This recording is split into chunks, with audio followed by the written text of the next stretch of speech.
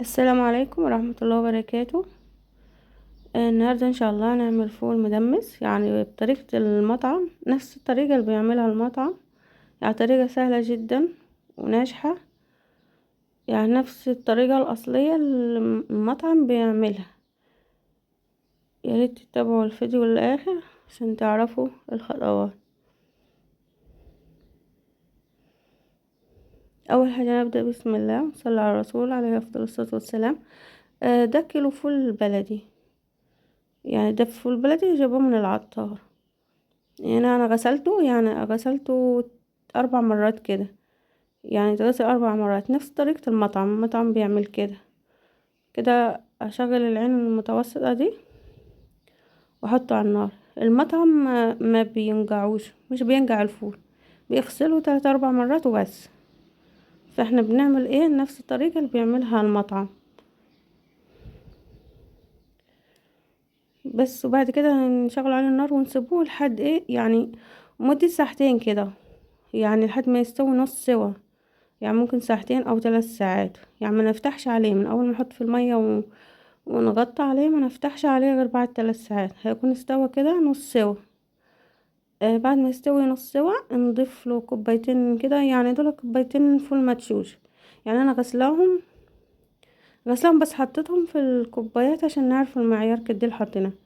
يعني كوبايتين، يعني الكيلو ياخد كوبايتين.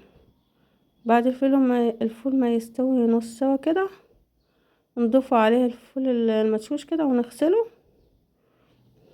وبس. على كده المطعم ما بيعملش غير كده، ما بيعملش اي حاجة تاني.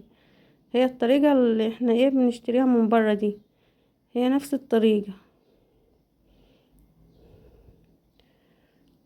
بس بعدين هنغطي عليه تاني، يعني بعد نزود عليه مية. يعني المية اهم حاجة ايه، نغلي المية. يعني ما نحطش عليه مية ايه، ما نحطش عليه مية باردة، لازم المية تكون مغلية. يعني انا غطيته لحد ما غليت مية.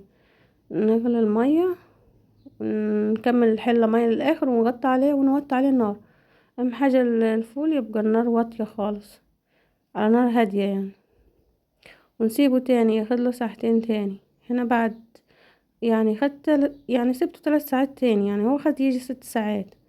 يعني سبته 3 ساعات في الاول، وبعدين حطيت له الفول المدشوش، وبعدين سبته 3 ساعات تاني بعد الفول المدشوش. كل ده على نار هادية. بس في الاخر كده هي نفس طريقة المطعم، يعني المطعم بيعملوا كده. يعني طريقة سهلة جدا وطريقة ناجحة وممتازة.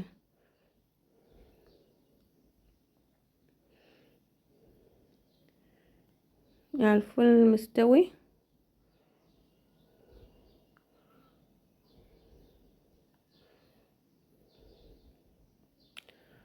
بس. وهنا يعني حطينا في اكياس التلاجة بس، نفس الطريقة اللي بنجيبها من برا اللي بيعملها المطعم.